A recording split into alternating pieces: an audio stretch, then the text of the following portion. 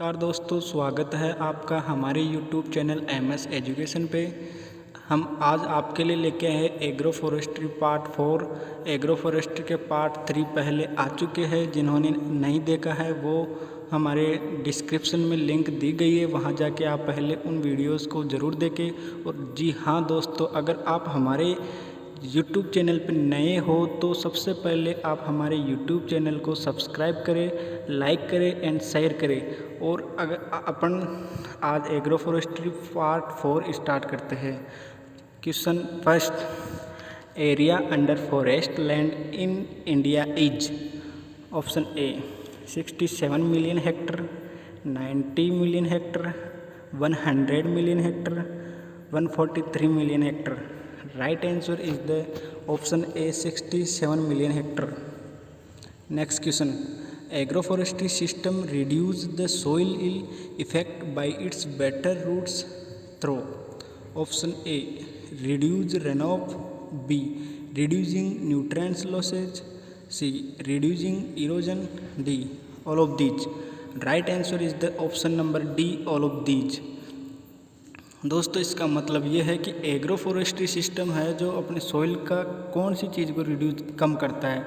इसमें मतलब पानी के रन ऑफ को भी कम करता है और ये न्यूट्रिएंट्स लॉसेस को भी कम करता है, न्यूट्रिएंट्स को इंक्रीज करता है और इरोजन भी इससे कम होता है। इसलिए इसका right answer all of these होगा।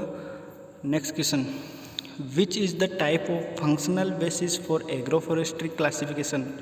फंक्शनल बेसिस पे एग्रो फॉरेस्ट्री का क्लासिफिकेशन का कौन सा प्रकार है। Option A productive, B protective, C A और B, D none of these. Right answer is the option C A और बी। दोस्तों नेक्स्ट क्वेश्चन की ओर चलते हैं।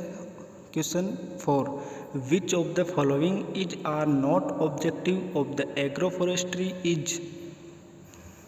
निम्न में से एग्रो फॉरेस्ट्री का ऑब्जेक्टिव नहीं है। कौन सा इसमें से एग्रो फॉरेस्ट्री का ऑब्जेक्टिव नहीं है, उसको अपन को राइट क्लिक करना है। तो option A productive, B sustainability, C adaptability, D marketability. Right answer is the option D marketability. दोस्तों ये question last year pre PG Rajasthan pre PG में आया हुआ क्वेश्चन है, जिसमें right answer option D marketability को सही माना था। चलते हैं अपन नेक्स्ट क्वेश्चन की ओर। Question 5, main purpose of following shifting cultivation. Shifting cultivation का मुख्य पर्पज क्या है। Option A restoring soil fertility, B reducing erosion, C both A और B, option D none of these. दोस्तों शिफ्टिंग कल्टीवेशन का main purpose है restoring soil fertility and reducing erosion. इसका right answer होगा ऑप्शन सी बोथ ए और B.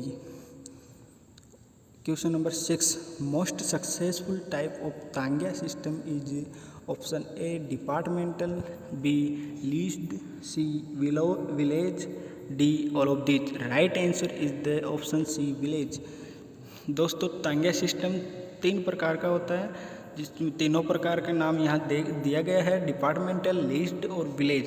इन तीनों में से जो मोस्ट सक्सेसफुल है वो है विलेज। और दोस्तों ये question exam point of view से वेरी मोस्ट क्वेश्चन है। चलते हैं अपन नेक्स्ट क्वेश्चन की ओर। Question 7, primary aim of alley cropping. Alley cropping का प्राइमरी एम क्या है। Option A increase yield, option B weed control, C improving soil health, D all of these. Right answer is the option A increase yield. दोस्तों alley cropping, what is alley cropping. Alley cropping क्या है। दोस्तों वृक्षों के बीच में crop production करना एले cropping कहलाता है। इसका मेन प्राइमरी एम यही है जिससे अपनी इंक्रीज में वृद्धि होती है, यील्ड अपनी उपज में इंक्रीज होती है, ये इसका प्राइमरी एम है। और एले क्रॉपिंग की डेफिनेशन आपको बता दिया गया है, वृक्षों के बीच में क्रॉप का उगाना एले क्रॉपिंग कहलाता है। और इसी के साथ अपन आपको नेक्स्ट क्वेश्चन की ओर ले चलते हैं। Question 8, all India coordinated research project on agro forestry was started in. Option A 1988, B 1983, C 1967, D 1992। Right answer is the option B 1983। Next question, who sponsored for national bamboo mission. National bamboo mission को कौन सी government है जो sponsor करती है, उसको funding देती है? तो option A state government, B central government, C UNESCO, D none of these. दोस्तों इसका राइट आंसर है ऑप्शन बी सेंट्रल गवर्नमेंट। दोस्तों ये 100% सेंट्रल स्पॉन्सर्ड स्कीम है। और इसी के साथ आपको बता दूं कि जो भी प्री पीजी एमएससी की तैयारी कर रहा है उसके लिए हम लेके आए बिल्कुल free of cost online test series, जिसको ज्वाइन करने के लिए आप हमारे Telegram channel JK agri point को ज्वाइन करके वहां डेली टेस्ट दे सकते हैं, जिसकी लिंक आपको हमारे डिस्क्रिप्शन में मिल जाएगी। दोस्तों चलो अपन नेक्स्ट क्वेश्चन की ओर चलते हैं। Question number 10, what is the life span of Bombay tree. Bombay tree का जीवन काल कितना होता है? Option A 15 year, B 20 year, C 30 year, D 50 year. Right answer is the option C 30 year. Next question, how many seed in 1 kg Bombay seed. 1 kg Bombay seed में कितने seed होते हैं, उनकी संख्या बतानी है दोस्तों। Option A 10,000 to 12,000, B 13,000 to 15,000, C 20,000 to 22,000, D none of these. Right answer is the option B. इसी के साथ हम आपको ले चलते हैं नेक्स्ट क्वेश्चन की ओर।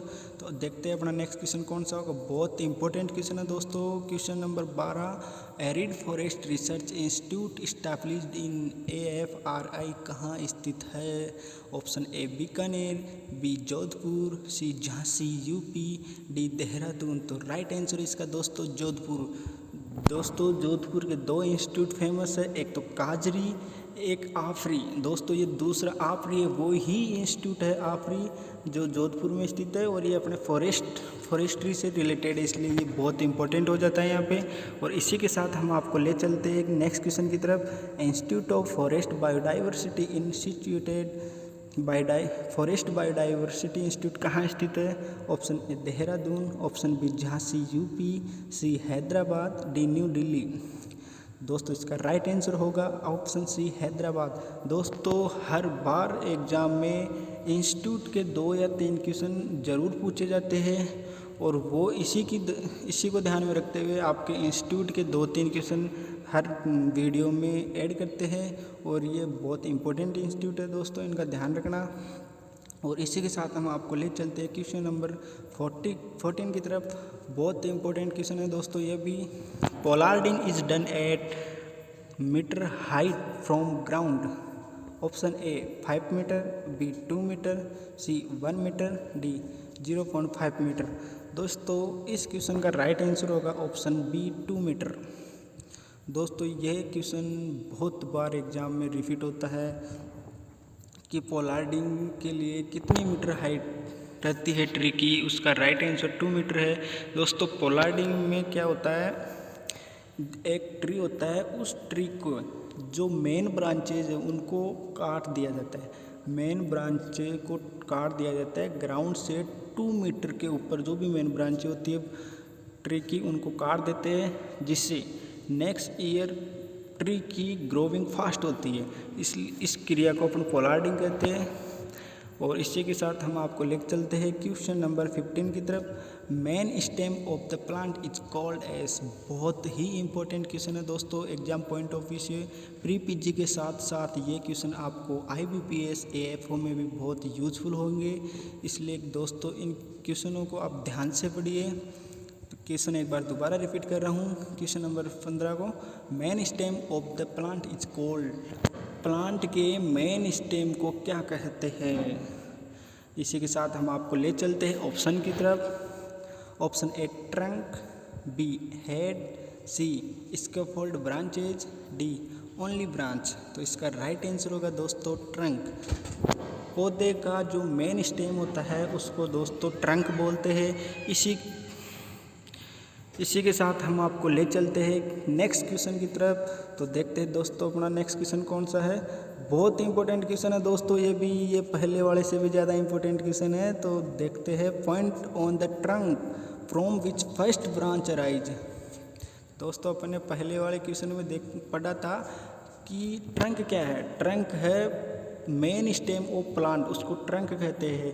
और इस क्वेश्चन में पूछा गया है कि ट्रंक के ऊपर जो फर्स्ट ब्रांच निकलती है उस पॉइंट को क्या कहते हैं। तो देख ऑप्शन में क्या क्या दे रखा है। Option A trunk, B head, C scaffold branches, D none of these. दोस्तों इस क्वेश्चन का राइट आंसर होगा अपना ऑप्शन बी हेड। जो ट्रंक पे फर्स्ट ब्रांच निकलती है उस पॉइंट को दोस्तों हेड कहा जाता है। दोस्तों क्वेश्चन को ध्यान से देखना, दोनों क्वेश्चन सेम है पर आंसर अलग अलग है। ये क्वेश्चन आपको कहीं नहीं मिलेंगे, बहुत इंपॉर्टेंट क्वेश्चन है दोस्तों। और आप अगर हमारे YouTube चैनल पर नए हो तो हमारे YouTube चैनल को प्लीज़ लाइक करना, सब्सक्राइब करना और इसको शेयर भी करना, और पास में जो बेल आइकन दी गई है उसको प्रेस करना दोस्तों, जिससे हमारे आने वाले नए वीडियो की नोटिफिकेशन सबसे पहले आप तक पहुंच सके। इसी के साथ हम आपको ले चलते हैं नेक्स्ट क्वेश्चन की तरफ। नेक्स्ट क्वेश्चन है हमारा, main branches arising from the head are known as. लो दोस्तों, आप एक और इम्पोर्टेंट क्वेश्चन आपके सामने आ गया है। जो पहले वाला क्वेश्चन था उसमें आपने पढ़ा था हेड किसे कहते हैं। जो भी ट्रंक के ऊपर फर्स्ट ब्रांच आती है उस पॉइंट को हेड कहा जाता है दोस्तों। और इस क्वेश्चन में पूछा गया है कि जो हेड के ऊपर मेन ब्रांच आती है उस ब्रांच को क्या कहा जाता है। दोस्तों ध्यान से देखना दोस्तों, इस क्वेश्चन को समझने की कोशिश करो दोस्तों। तो इसी के साथ मैं एक बार दोबारा क्वेश्चन रिपीट कर देता हूँ आपके सामने। Main branches arising from the head are known as. Head के ऊपर जो मेन ब्रांच निकलती है उसको क्या कहा जाता है। Option A scaffold branches, B trunk, C head, D none of these. तो दोस्तों इसका राइट आंसर है ऑप्शन ए स्कैफोल्ड ब्रांचेज। जो हेड के ऊपर मेन ब्रांचेज निकलती है उसको स्कैफोल्ड ब्रांचेज कहते हैं। दोस्तों इस प्रकार के question IBPS AFO point of view से बहुत इंपॉर्टेंट क्वेश्चन है दोस्तों। इसी के साथ हम आपको ले चलते हैं नेक्स्ट क्वेश्चन की तरफ। The main growing branches from ground level up to the tip dominant all other branches is known as. लो दोस्तों एक और आपके सामने एक बहुत ही इम्पोर्टेंट क्वेश्चन आया है। तो क्वेश्चन को एक बार मैं दोबारा रिपीट करता हूँ। The main growing branches from ground level up to the tip dominating all other branches is known as. Option A leader, B crotch, C trunk, D head. तो दोस्तों इसका राइट आंसर है ऑप्शन ए लीडर। इसी के साथ हम आपको ले चलते हैं नेक्स्ट क्वेश्चन की तरफ।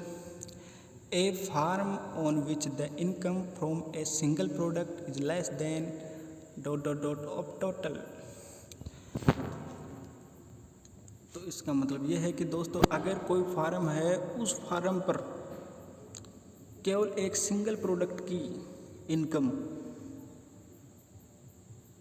दोस्तों ये क्वेश्चन टाइपिंग मिस्टेक हो गई है। दोस्तों ये क्वेश्चन ये है कि जो डाइवर्सिफाइड फार्मिंग होती है उस फार्मिंग में उस फॉर्म पे सिंगल प्रोडक्ट की एक सिंगल प्रोडक्ट से कितना % इनकम होता है उसके लिए ये क्वेश्चन पूछा गया था। यहाँ पे तो टाइपिंग मिस्टेक हो गई है दोस्तों।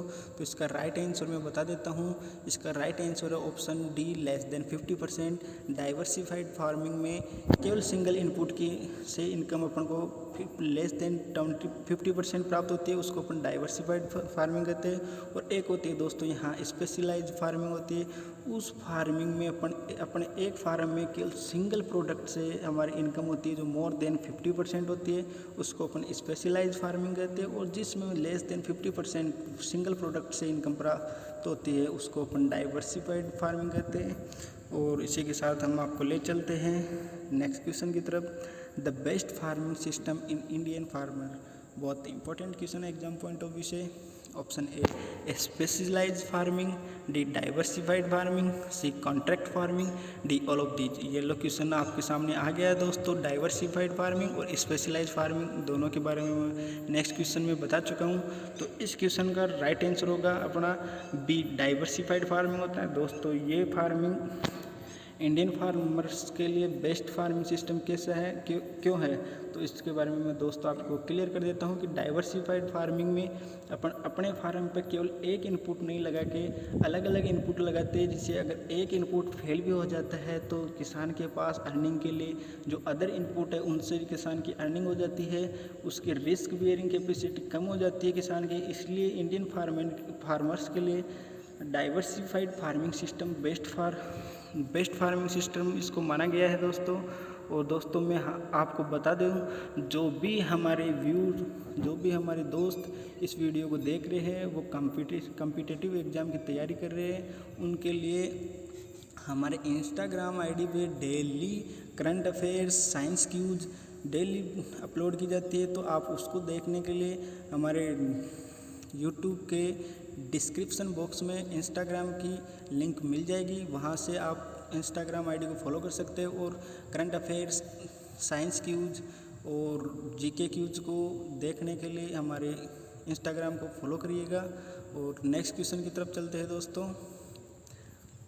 Which of the following are highest percentage cover of forest in total geographical area.